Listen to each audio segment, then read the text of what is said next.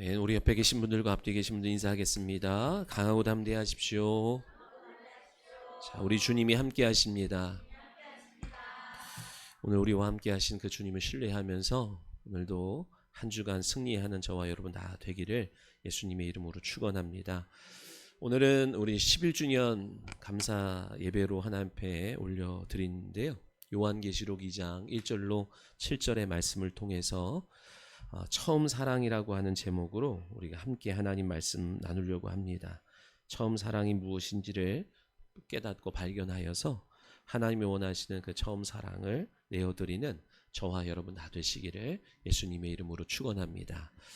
제가 오늘 말씀은 이런 질문으로 시작을 하려고 합니다. 여러분, 세상에 필요한 것이 있다면 무엇이 필요할까요? 내가 여러분이 필요한 것이 있듯이 세상도 필요한 것이 있거든요.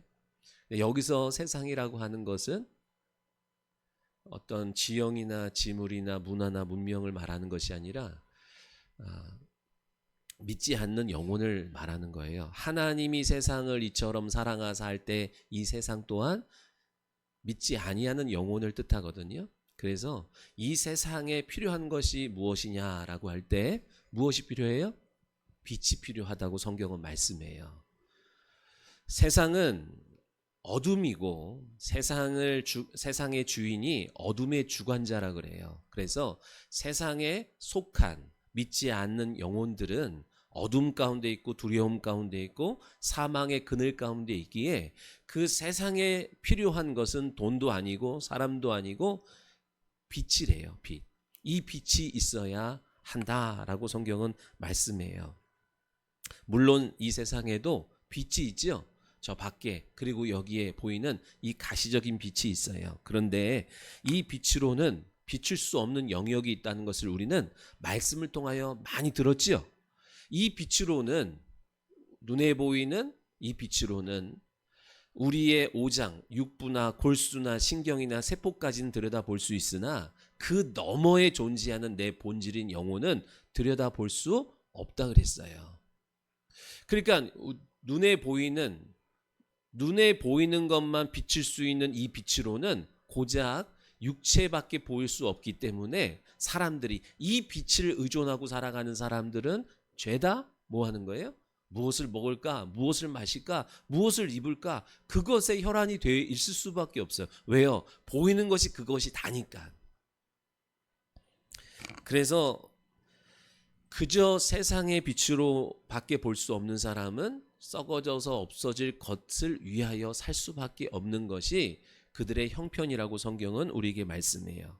그런데 세상에 필요로 하는 그 빛, 하나님만 주실 수 있는 그 빛이 내 영혼을 비추고 세상을 비춘다면 두려움 가운데 있는 여러분의 남편과 여러분의 믿지 아니하는 자녀들, 부모들, 형제들을 비춘다면 그 두려움이 끝날 것이고 그 방황이 종식될 줄 믿습니다. 그래서 더 이상 한 번밖에 주어지지 아니한 인생을 헛된 것에 허비하지 않고 세월을 아낄 수 있는 은혜가 있는 거예요. 예를 들어서 이런 거잖아요. 예전에도 한번 말씀을 나눴는데 열왕기하에 보면 엘리사의 시종 게하시가 있었어요. 어느 날 아침에 일어나서 창문을 딱 열었더니 아람 군대가 전체를 포위하고 있는 거예요. 그래서 밥도 넘어가질 않아. 잠도 잘 수 없어. 일상생활이 멈춰버린 상황이 벌어졌어요. 내가 어떻게 할 수 없는 이 진퇴양난의 상황 속에서 두려워 떨면서 공부도 안 돼, 먹을 수도 없어, 화장실도 못 가, 잠도 이룰 수 없는 모든 일상생활이 멈춰버린 상황 속에서 엘리사가 어떻게 해줘요? 빛을 비춰줘요.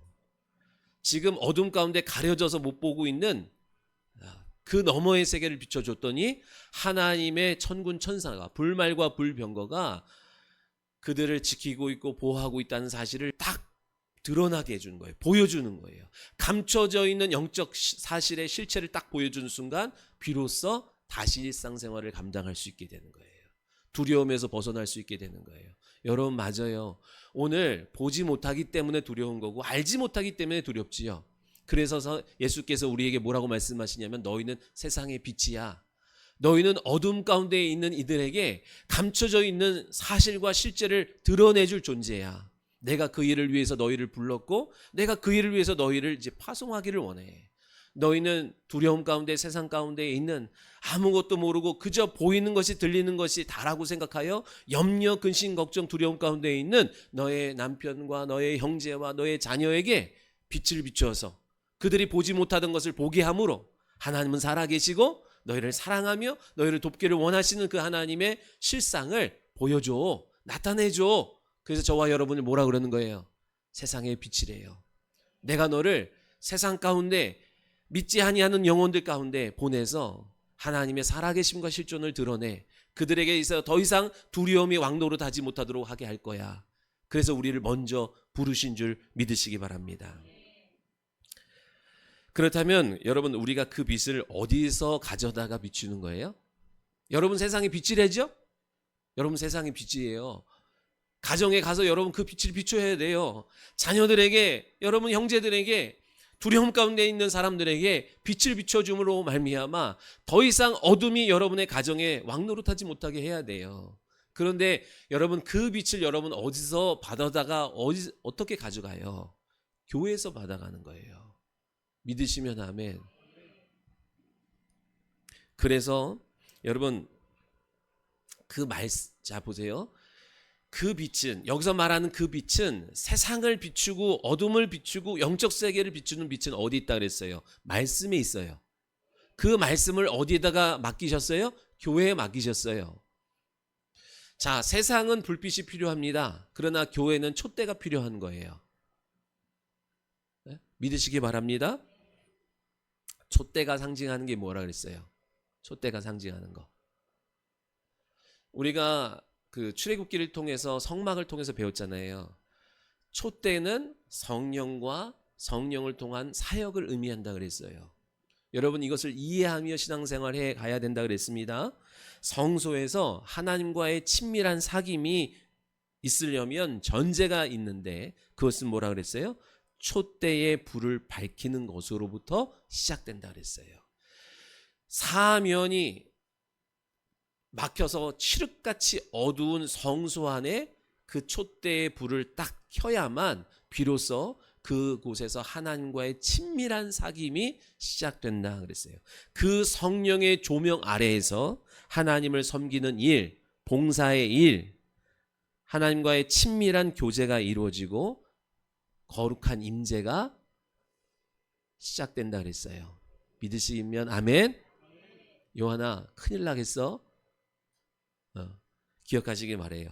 그런데 만약에 여러분 촛대의 불이 꺼지면 어떻게 되는 거예요? 그것을 계시록에서 뭐라고 말하냐면 촛대가 옮겨진다라고 말해요.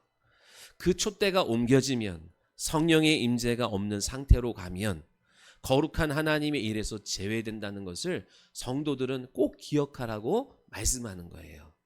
너희는 세상의 빛이라 그랬는데 저와 여러분의 개인적인 영혼의 빛이 다 있을 거 아닙니까? 어떤 사람 빛이 정말 간당간당하고 어떤 사람 빛이 충만하여서 가는 곳마다 빛을, 믿음을, 하나님을 나타내는 사람이 있고 그렇지 못한 사람이 있는데 여러분이 세상에 나가서 빛을 비추려고 하는데 빛이 없어, 막 꺼져가, 막 흔들려, 약해져. 그러면 어떻게 해요?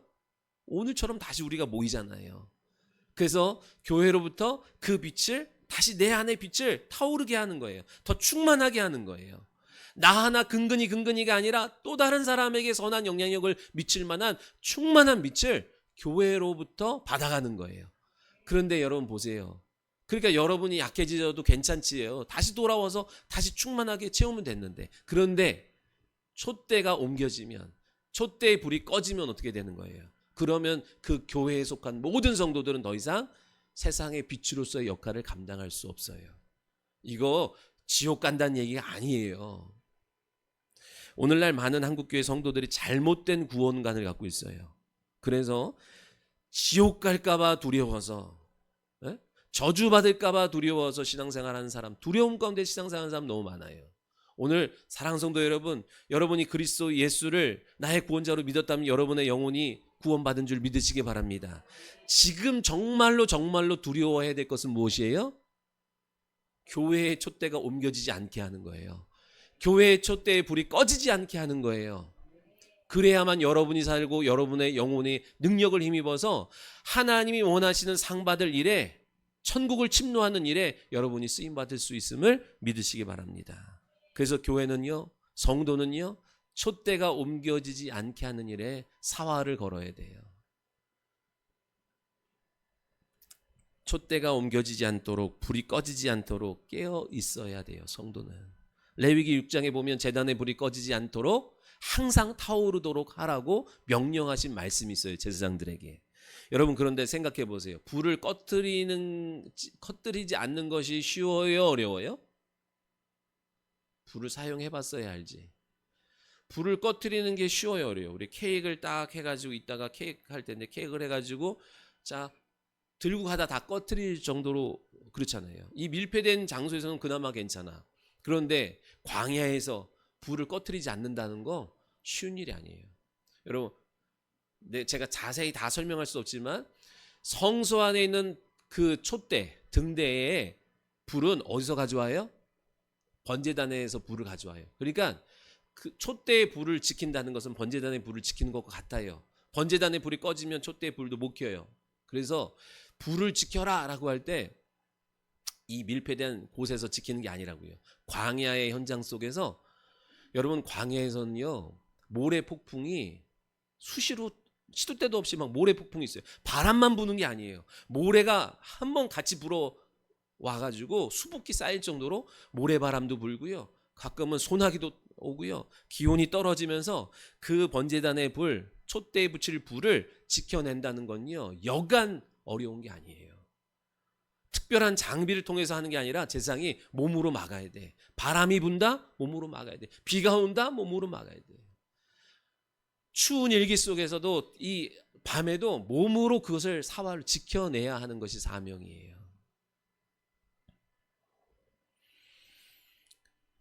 자기 몸을 던져가면서 불을 지키려는 성도가 있어야 돼요. 그것이 그래야만 교회의 촛대가 옮겨지지 않고 꺼지지 않습니다.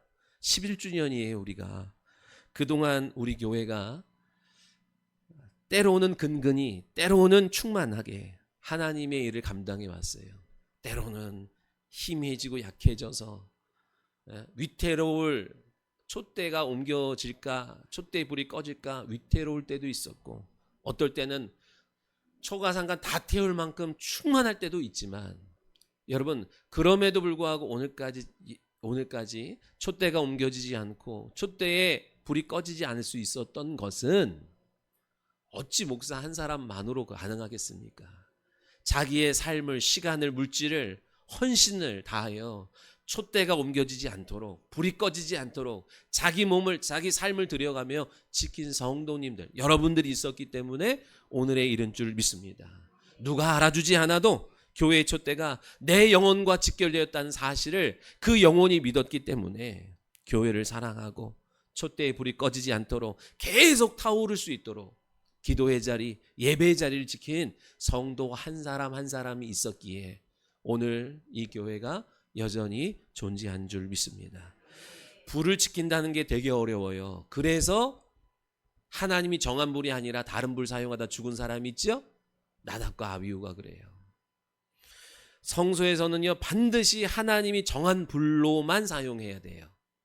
정해진 불이라고 하는 것을 오늘 신약교회 성도들에게 주시는 의미는 뭐냐면 성령을 의지하고 성령으로 일해야 한다라는 거예요.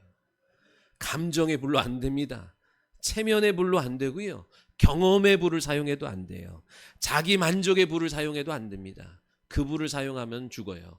여기서 죽는다. 구약에서는 육체에 즉각 하나님이 나타내 주셨지만 지금은 육체가 죽지 않지요. 영혼이 죽어요. 영혼이 죽는다는 건 영혼의 기능이 더 이상 활동하지 못한다는, 성령의 임재가 없음을 의미합니다. 그런데 놀라운 것은 성령 의지하지 않아도 많은 일이 되어져 가는 것 같아 보일 수 있다는 거예요. 경험으로 하고 체면으로 하는데도 불구하고 많은 일이 되어져 가는 것 같아 보일 수 있는 위험성을 지적하는 거예요. 어느 교회는요, 촛대의 불이 붙여지지 않은 교회도 있고요, 촛대의 불이 꺼졌는데 촛대가 옮겨졌는데 옮겨진 줄도 모르는 교회도 있어요. 성도도 있어요.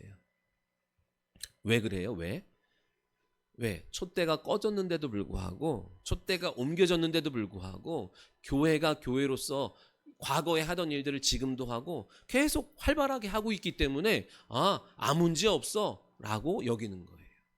개인의 영혼에 여러분 불이 희미해졌음에도 불구하고 하던 대로, 습관대로, 경험대로, 체면대로 오늘 이 자리에 나와 앉아 있을 수 있지요. 그래서 내가 나와 앉아 있으니까 나는 괜찮아 라고 하는 착각을 할 수 있는 것처럼 교회들도 그런 착각을 할 수 있어요.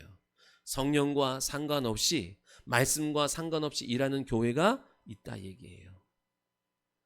오늘 에베소 교회의 그 경고를 하시는 거예요. 에베소 교회의 특징이 뭐예요? 사도 바울이 3년 동안 삶을 녹여서 말씀을 강론하고, 그때 모였던 사람이 12명이거든요. 그렇게 모여있는 사람들을 통하여 말씀을 강론하고 3년 동안 삶을 들여서 그들에게 말씀을 양육하여 세워진 교회예요. 그러니까 이 교회의 특징은 소아시아 7교회에서 가장 칭찬을 많이 받았던 교회가 에베소 교회예요.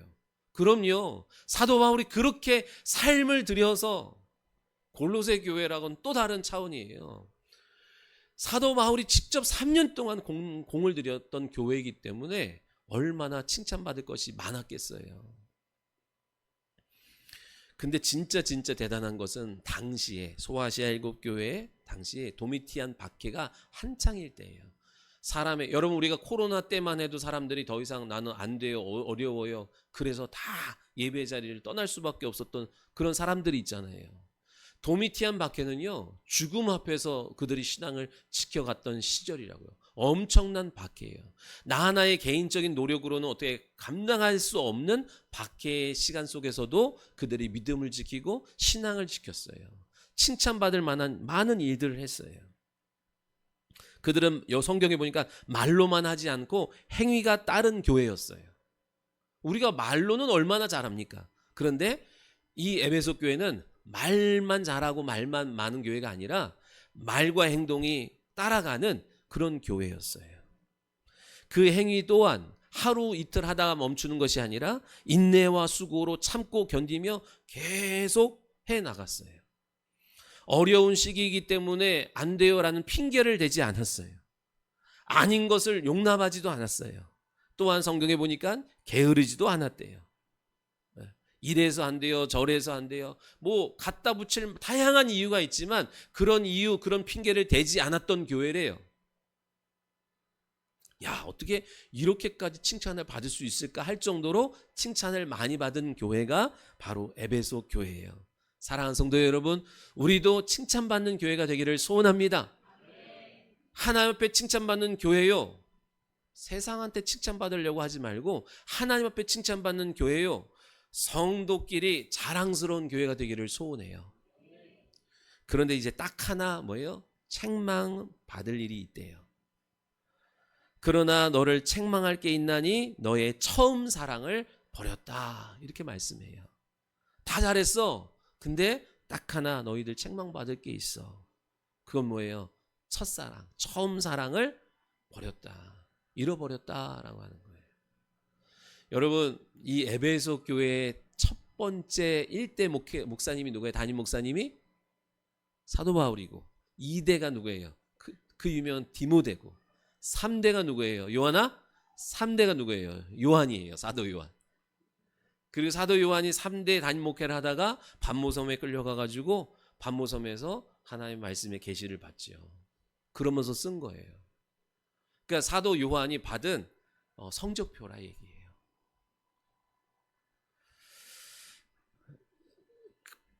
칭찬받을 만한 많은 일들이 있었어요. 근데 오늘 주님께서 뭐를 지적하신 거예요? 정말 잘했어, 너희들 잘한 게 너무 많아, 근데 내가 하나 책망한다 하면서 하나 책망하는데 그것이 뭐예요? 처음 사랑을 버렸다. 그럼 이제 우리가 이렇게 항변할 거예요.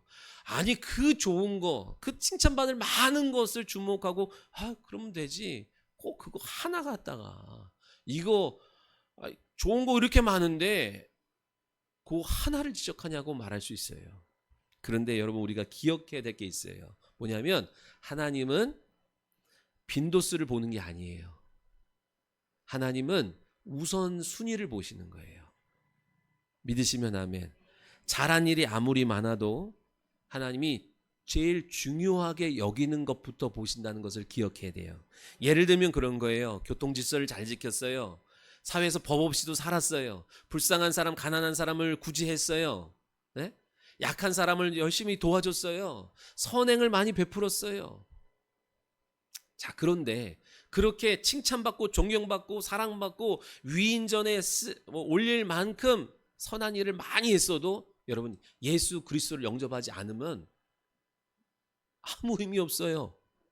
동의하십니까? 그러니까 우선순위가 있잖아요. 여러분, 우리가 세상에서 칭찬받고 박수받지 못하고 도리어 손가락질 받던 삶이었는데 예수를 영접했고 그분을 나의 구주로 영접했을 때 하나님은 그것을 더 높이 보신다 얘기예요. 그러니까 하나님이 중요하게 여기는 게 뭐예요? 선한 일 많아. 그래, 많아. 근데 하나님이 더 중요하게 여기는 일을 해야 된다는 것을 우리는 기억해야 돼요. 그게 뭘까라고 하는 거지요. 그게 뭐예요? 처음 사랑이라고 하는 거예요. 오늘 제목처럼. 그럼 이제 처음 사랑이 뭔지를 좀 이해해야 할 거예요. 처음 사랑, 그러니까 첫사랑, 처음 사랑. 이거를 시간적 순서의 앞에 사랑으로만 생각하면 또 안 돼요.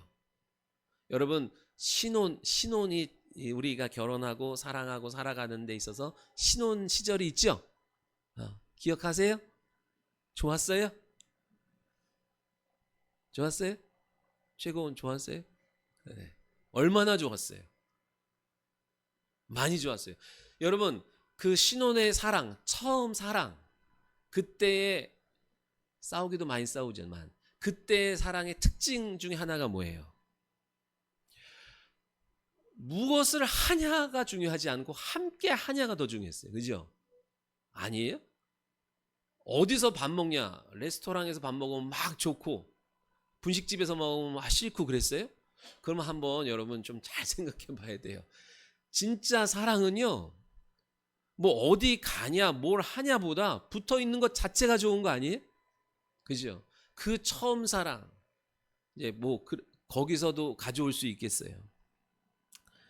자, 근데 하나님께서 에레미야를 통해서 이렇게 말씀해요. 에레미야야, 이스라엘 백성들에게 가서 신혼의 사랑을 내가 기억한다고 좀 전해줘. 너와의 그 처음 사랑을 내가 여전히 기억하고 있다고 이스라엘 백성들에게 좀 전해줘. 근데 에레미야뿐만 아니라 하나님이 선지서 17개를 통해서 계속해서 반복적으로 말씀하신 게 그거예요. 이스라엘 백성들에게 선지자야, 이스라엘 백성들에게 가서 내가 그 신혼의 사랑을 오늘도 지금도 그리워하고 기억하고 있다고 제발 전해줘. 근데 지금 이 처음 사랑, 신혼의 사랑을 우리 사람과 사람, 현실 부부에서 이해하기가 조금 어려워요. 우리는 불완전한 부부이기 때문에. 근데 온전하신 하나님과 이스라엘의 이 신혼의 사랑, 처음 사랑을 이해하는 게 부부로서는 한계가 있어요.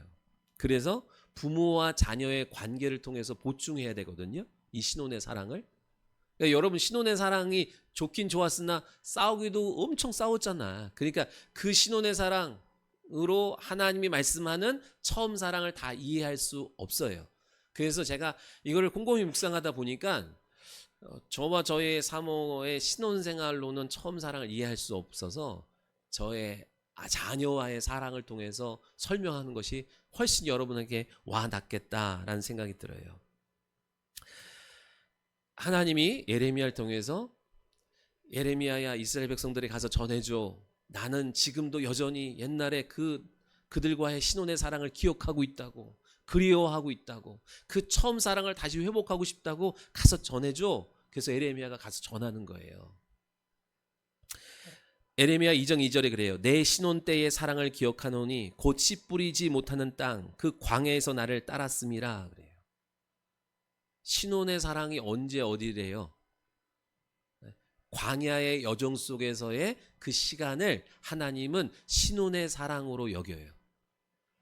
저희도 장롱 하나 들어가지 않는 그 사택, 쪼개진 사택에서 처음 신혼생활을 할 때, 그때 소파 하나 들여놓는 거에 기뻐하고 27인치 TV 하나 들여놓는 거 기뻐하고, 뭐 하나 들여놓는 거에 막 기뻐하는 그것처럼. 근데 이제 하나님이 이스라엘 백성들과의 신혼의 사랑이 언제래요? 광야의 여정 속에서 풀도 자랄 수 없고 사람이 살 수 없는 그 광야의 여정을 통과하던 그 시점을 하나님은 처음 사랑이요 신혼의 사랑이라고 기억하신대요. 근데 이제 우리가 잘 알잖아요. 성경을 읽어봐서 알잖아요. 이스라엘 백성들이 광야의 여정을 통과할 때 어땠어요? 하나님의 말씀이 뭐 그냥 깜뻑 죽고 막 하나님밖에 생각 안 하고 하나님만 바라보고 주목하고 찬양하고 예배하고 그랬어요? 아니요. 그냥 짜증내고 원망하고 불평하고. 그런데 하나님이 그때를 신혼의 사랑이요 처음 사랑으로 기억하신대요.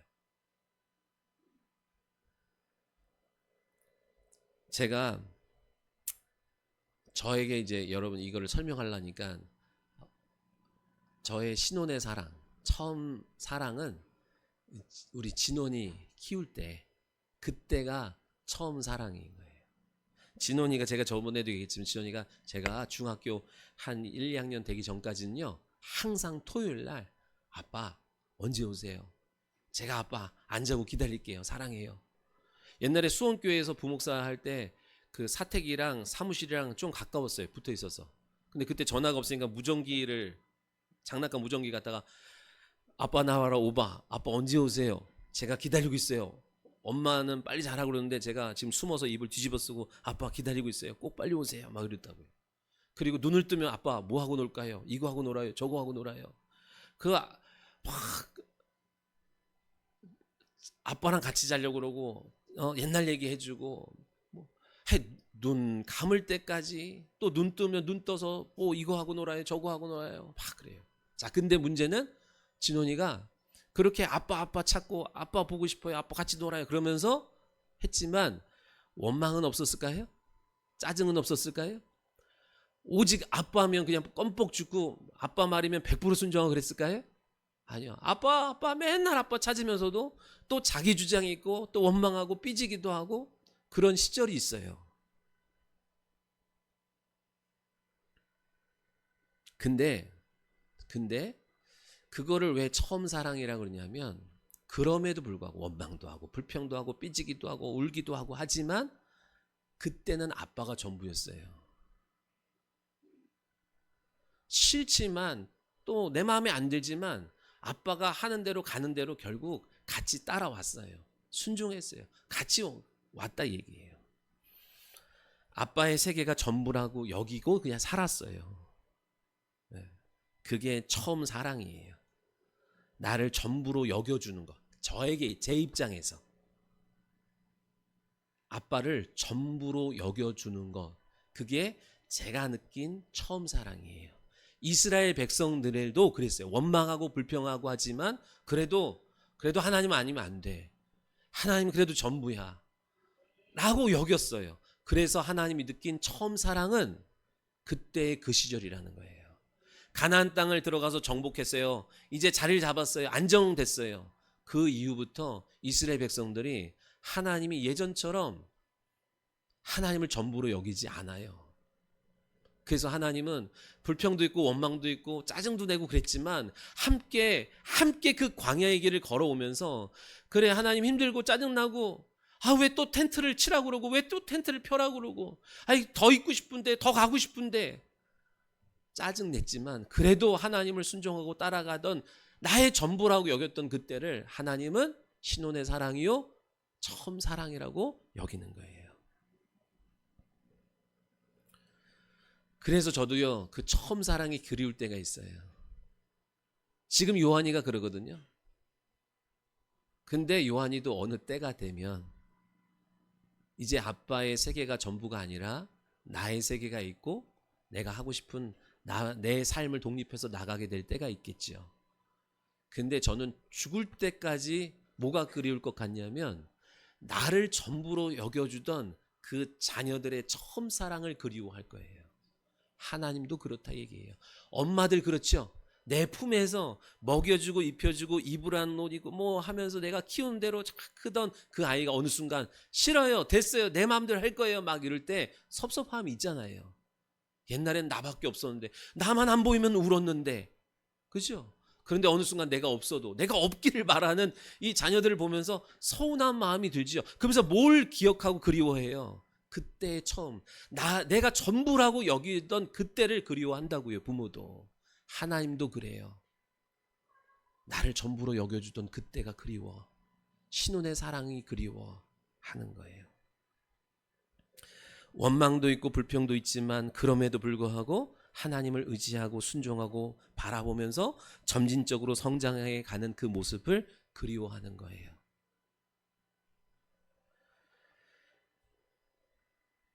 물론 이제 아들이 컸는데 언제까지 아이처럼 아빠만 의지하겠어요. 이제는 아빠보다 더 키가 크고 지혜도 커졌는데, 근데 여러분 기억하셔야 돼요.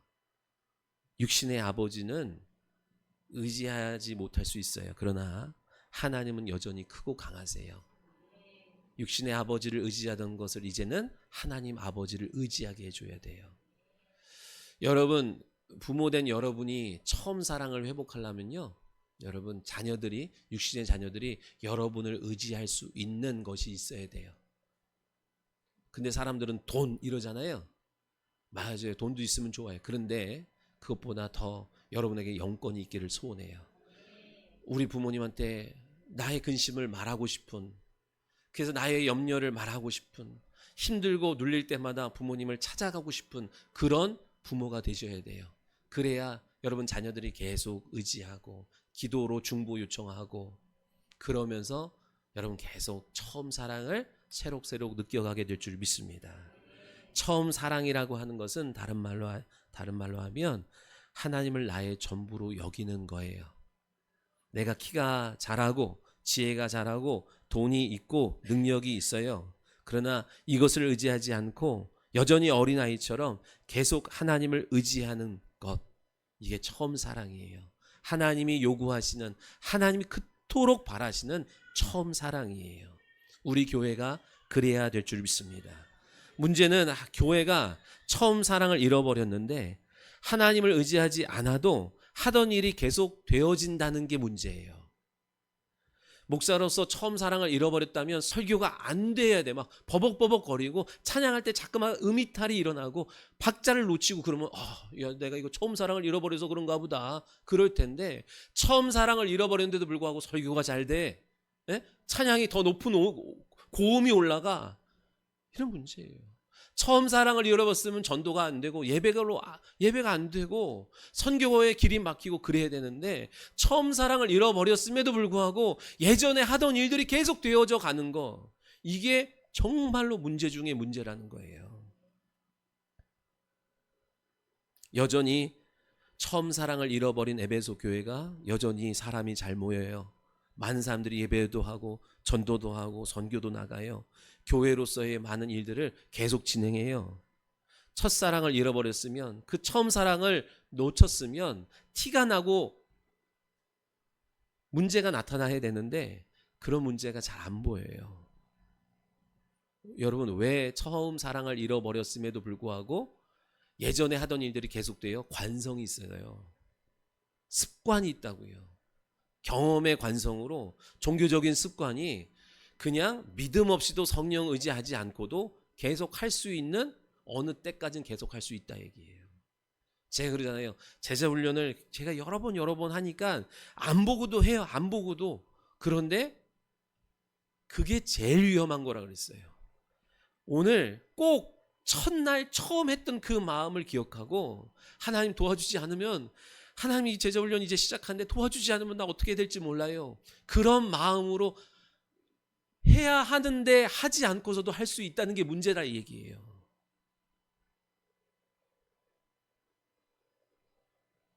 그래서 하나님은 에베소 교회가 많은 일을 지금 하고 있어요.